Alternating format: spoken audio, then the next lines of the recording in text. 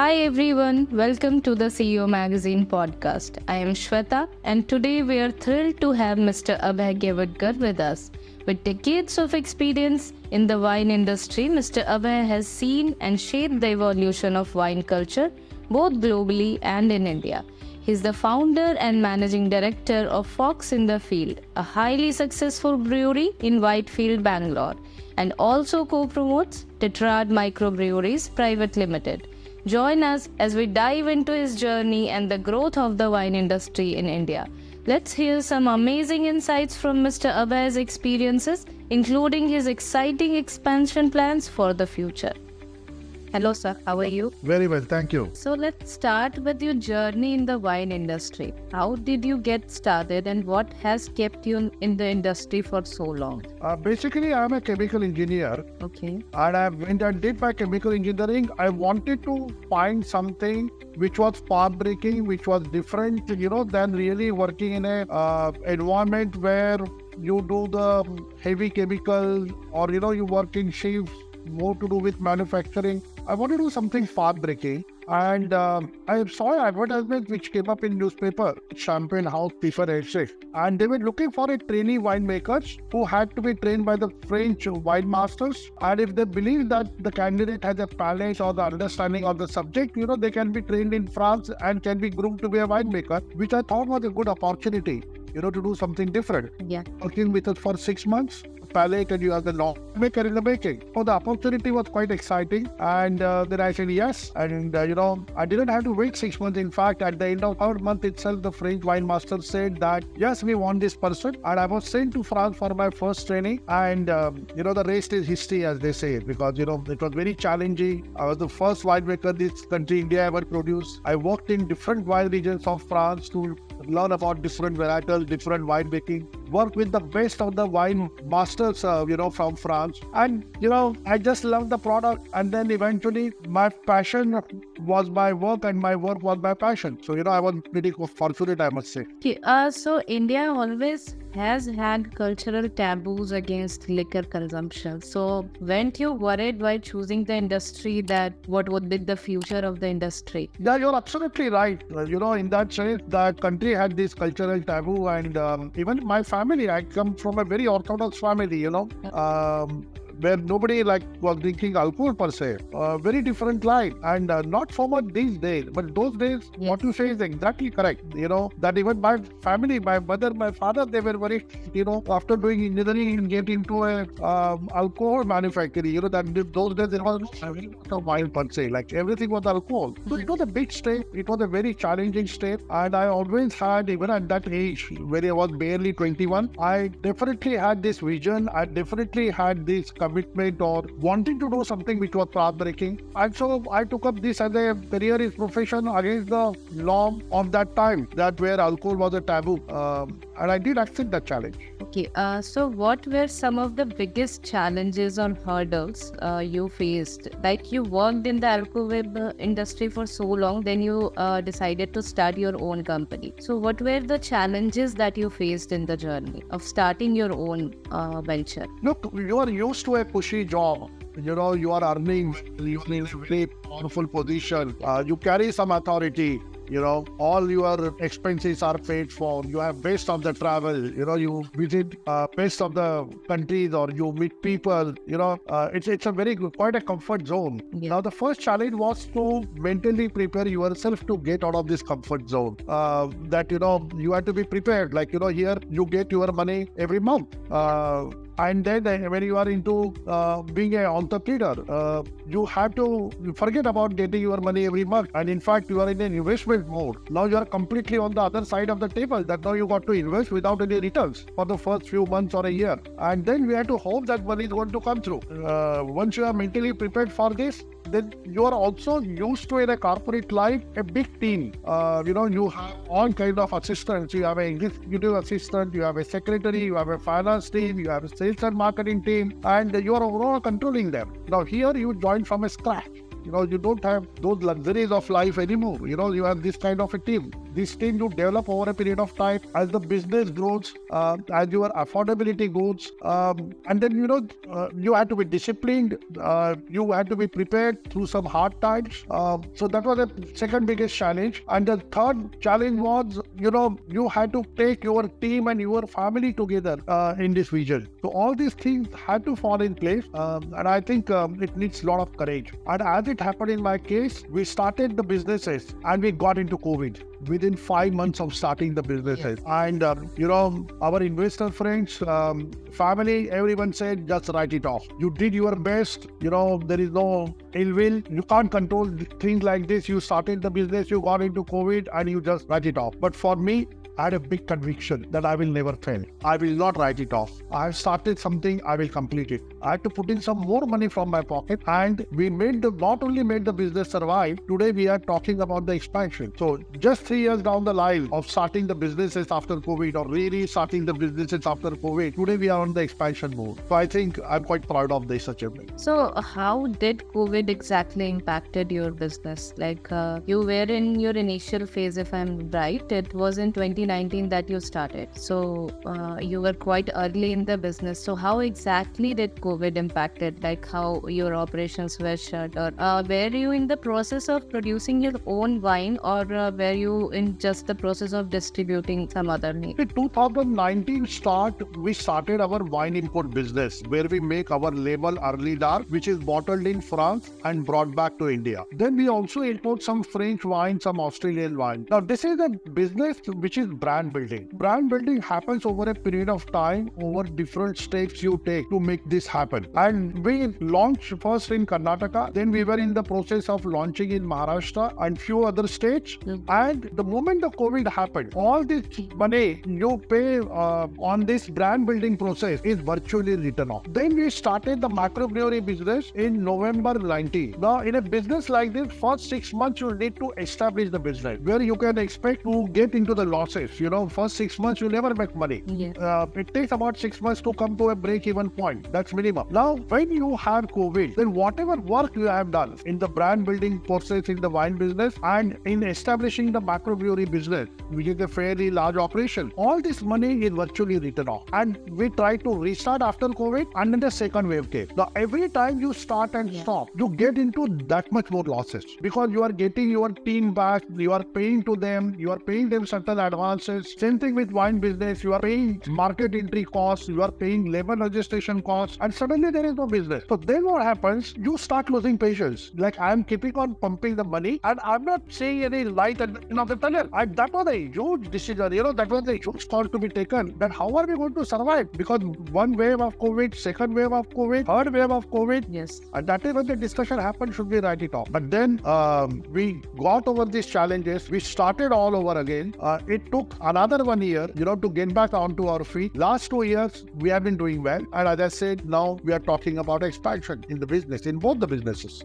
So the expansion plans that you are talking about. So can you elaborate things? See, in microbrewery business, we have one brand, Fox in the field, which is out of Nexus Shantiniketan Mall, Whitefield. Mm-hmm. Now we are opening another microbrewery in Ludhiana. We got it at a very good price. In fact, this particular microbrewery was shut in COVID. And unfortunately, or unlike, what we were able to revive, our business, this particular microbrewery was unable to revive. And it remained shut for the last 5 years since COVID. And then they got into some legal issues with the mall management, and they wrote it off. Business never restarted. So through the mall management, we got the opportunity to take over this property and, make a fresh agreement with the mall, which we worked on for the last 6 months. And I'm very happy to state that last week I went to Delhi and I have signed this agreement to take over the present assets of this microbrewery, and also sign an agreement with the mall management to revive it. First week of August, we are starting the work. By October, I expect it to be launched. The second opportunity, we are starting a microbrewery in Pune, wherein we are putting up some part of the capital initially, but taking over the complete management. So I will be the managing director running operations for all these 3 microbreweries. In the wine business,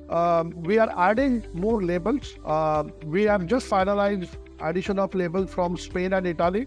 We are adding some malts and spirits. We are extending our footprint in India about our distribution. We are getting into contract with other importers where we work together, find a synergy to work together and reduce our overheads and have a better team, better quality people, and we work towards expansion of the business. So we are quite well placed, I would say, in both the businesses in terms of our expansion. I also have a vision to create a label, domestic wine made in in association with one of the wineries in India, one in Nasik, one in Bangalore. So we are going to launch a domestic label. We'll get into RTDs made with wine as a base, considering the tax exemptions we get on the wines in Maharashtra and Karnataka. So the plans are in place. Now it's a question of execution. The funding comes up, as we discuss with people or as we need it. But of course, the vision is to make this even bigger. I don't have much idea about the alcohol industry, but limited knowledge I have. I think the wines or any other sort of alcoholic beverages that are imported are more popular.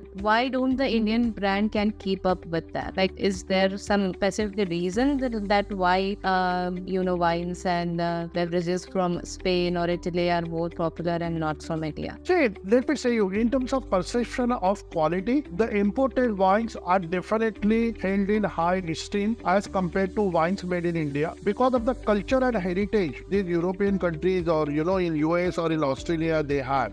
They have been making wines for many years. The wine industry in India is still pretty young, and the quality of the wines is directly related to the age of the vineyards. We started growing grapes in India for wine making only, let's say, 25 years back.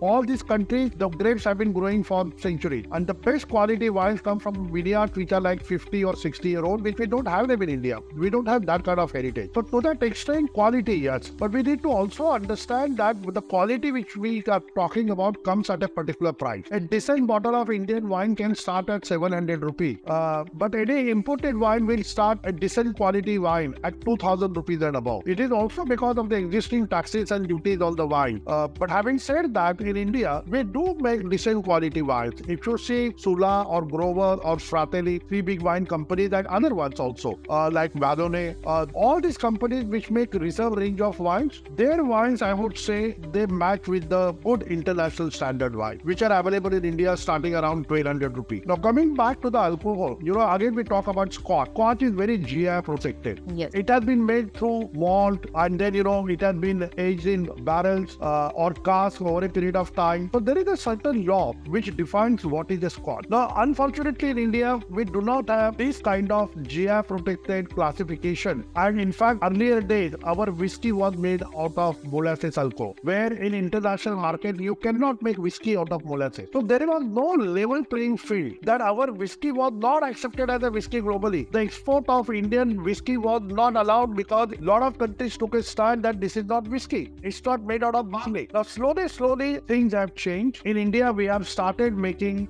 whiskeys out of grains, out of barley, out of malts. Now, about 10 years back, the Indian malt were minuscule compared for the sale right in India. Now, as you know, in 10 years' time, the Indian malts account for 40 to 45% sales of malt sold in India. The market share of Indian malt. Our Indian malts are now getting exported all over the world. They have won many awards. Even Indian wines have won many awards. So we are quite reaching there now in terms of quality perception in international market. So what you say is right, but the things are changing. Now, what these guys have been doing for a century, we have started doing it last 10 years, and it has shown the result. Yeah. And I have a reason to believe that with wine industry showing CAGR of 20%, the Indian malt industry is showing CAGR of 25%, I would say. We are going to reach there one day. There are bright days ahead. Another thing that I would like to know is how have consumer preferences for the wine evolved over the Indians? This question I'm basically centering upon the Indian consumers. Like we talked about that there were some taboo related to wine or any alcoholic beverages. So how have consumer preferences changed over the time? I think with the growing middle income group and their will to spend more, I think their preferences must have changed over the years. drivers? The biggest driver for wine industry has been, I would say, people, the young generation with high disposable income. Yeah. They are also very aspirational. Now they have been exposed to European or American ways of entertaining and dining. They are getting educated more and more abroad. They are working more and more in these countries. When they come back to India, they want to have the same lifestyle where, wine is specifically considered to be a very cultured way of enjoying alcoholic beverages. You drink wine with the food, then the concept of food and wine pairing comes on the table. You can have a conversation when it comes to wine. Other big driver for wine consumption has been the women, that more and more women getting into the profession. Yeah. Like if you see, generally speaking, the preferred glass of alcoholic beverage for a woman is wine. There are also many women who do enjoy them more, but I would say they start with wine and then probably, they slowly understand, then they graduate towards malt and other whiskey, but they do start with a glass of wine. Yeah. The young generation has gone into, wine consumption. Also, the wine is associated with, it's good for health, especially the red wine, where there is a certain chemical called resveratrol, which is in red wine, which because of the tannins in the wine. A research international study has shown that it can reduce the cholesterol. So these kind of perceptions also has helped in growth of wine industry in general and in India in particular. Then Indian wines or Indian malts have won so many awards, and even the gin today, the gin made in India, there's so many options available today, and so much awareness, so much visibility is there to all these products today that no more it is considered to be a taboo. Yes. In fact, to have a glass of alcoholic beverages and drink responsibly is considered to be very important for rising in social ladder. So it's completely opposite today than it was a few years back. Okay, so are there any common misconception about wine that you would like to debunk? Look,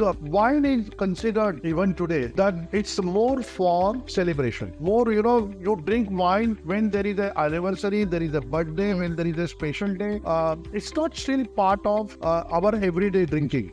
We are still a brown spirit market. The whiskey, rum, beer, they are still a much larger segment as compared to wine. Now, what we want to encourage and what would like to tell people is wine is like any other alcoholic beverage, which is made for enjoyment. And why not? Every day is a celebration. You have a good day is a celebration. You meet your friends is a celebration. You had a good day in office is a celebration. So we don't have to wait for anniversaries or birthdays to enjoy a glass of wine. A champagne, for example, or a sparkling wine is completely associated with celebration. It really happens that few friends or families are sitting together on a dining table and they necessarily open a sparkling wine. But if you go to Europe or US, like at the end of the day, when the first bottle which is opened on the table is glass of bubbles, because they want to feel good, they want to celebrate being together. So every occasion, every moment, every day is a reason to celebrate. So for me, as long as you are drinking responsibly, enjoying it responsibly, to have a glass of alcoholic beverage is a celebration. So you have spent so many years in the industry. So how do you stay inspired and keep yourself motivated? Like your level of enthusiasm is hard to match even by someone of like young generation. See, I always created something in life, whether it is a brand, whether it is a concept, whether it is a winery, whether it is a vineyard. So what keeps me motivated is this joy and satisfaction of creating something. I'm a chemical engineer, but I have been instrumental in planting at least, I would say, 1,500 acres of vineyards in this country, of wine varieties, French varieties of wine grape. When I was working with Chateau Indage, where we had contracts with the farmers, same thing continued with Grover Vineyards and with UB Group, where I was heading the wine division for United Spirits and then Diageo. I would have been directly responsible in putting the plantations of vineyards almost 1,500 acres. That was a great sense of achievement. And then you create new wineries, you create new brands, then you take these brands to global market and make this Indian wine made globally famous, you win awards. Then I started my own business where I continued to do something same, but in a little different way, where we make our wines in France under our own private label now. I'm very happy to tell you that Early Dark label had been launched in London last month. What we bottle in France, bring to India, now in launch in London. We are looking forward to expand to some other countries. Then I was never, into food and beverage business per se. I was always on the other side of the table. But as an entrepreneur, I wanted to do something different than, I had made wine all my life. So I decided to get into microbreweries. Now, my first venture, we got issue COVID, as I told you earlier. Yeah. But we survived. Today, people approach me that, Bucks, do you have wish to expand more? And I say yes. So Ludhiana coming up, Pune coming up, 3 more are in the pipeline, which I'm talking to a group of investors for it. So I think this satisfaction of creating something all the time, I think that drives me, and I would never like to stop. I would just like to continue what I'm doing. This satisfaction of creating something. Where do you think the wine industry is heading in the coming decade? The wine industry will continue to grow at a CAGR of about 15% to 20% for the wines made in India. If the imported wines will have a CAGR of 25 to 30%, though the wine industry is on a smaller base, but the CAGR will continue to grow because, as you know, under the FTA, the wines coming from Australia over $5 FOB price, the duty has been reduced from 150% to 95%. For the wines above $15, the custom duty is going to come down to 65% in a very short time. Same thing is expected to happen very soon to the wines coming from Europe and US. So once that happens, the quality wines will be available in India at a much affordable price. So with the availability of good quality wines, the Indian consumer will get excited. He or she will try more and more wines, and that will drive the wine consumption in India. We have also seen that not only in India but globally, people are drinking less to be health conscious, but they're drinking more premium. So this premiumization is going to drive the agenda, and that is where the Indian malts are, growing more and more. So we have Indian malts growing up because of the premiumization agenda. The Indian wine sales are going up. We are exporting them more and more. So I think it's a good time for Indian wine industry. As you know, Sula went through IPO, which was a hugely success. The shares have continuously gone north. Same thing is happening with, ABD, the another spirits company in India. They launched their IPO. They were oversubscribed. They also have started very well since they launched. So overall, it's a good news for Indian alcoholic beverage industry. And my last question would be, what advice would you like to offer to someone who is looking to enter your industry, like for newcomers or young entrepreneurs? First and foremost, in whatever you want to do, you must be knowledgeable about the subject. You can be passionate about it, but you must have a complete knowledge of the product, the industry, the trends. We should set your vision in a very clear direction. It should not give too much go for trial and error or permutation and combination. In a business, you will have losses, you will have bad times, you will have good times, but you need to have a very, very clear vision and conviction in what you are doing. Because going by my experience, if I did not have this vision and conviction, I would have closed my businesses during COVID. But I had the conviction, I had the vision that we shall survive. So this is the most important thing. The second thing I would say, you must have a lot of patience. You should never get, disillusioned because of the failures in the business, and you should also not be overly elated because of the success you may get in the first few months or a short time. One has to understand that these things can be, short time. These are the waves of the business. This is the waves you can come across in lifestyle. But as long as your base is strong, your vision is clear, and you have the conviction in what you are doing, you are there for the long run. Yeah, so that would be all from my side. Is there something that you would like to add on? Thank you very much for giving me this opportunity. And we are on a growth plan. I will be very happy that if there are some starters or some young entrepreneurs who would like to, have a conversation with me, share my life experiences, or they are getting into a particular situation and they would like to discuss how to get out of it, I will help them out with my best ability. And all my friends, all my investor friends, I tell all this all the time that We are a team and we shall continue to grow. Stay together. It was really nice talking to you, sir. Thank you for giving me your time. And I wish you all the very best in your expansion plans and the future of your company. Thank you very much for this opportunity once again. Thank you, sir. Have a good day. Thank you. Bye. Bye, sir.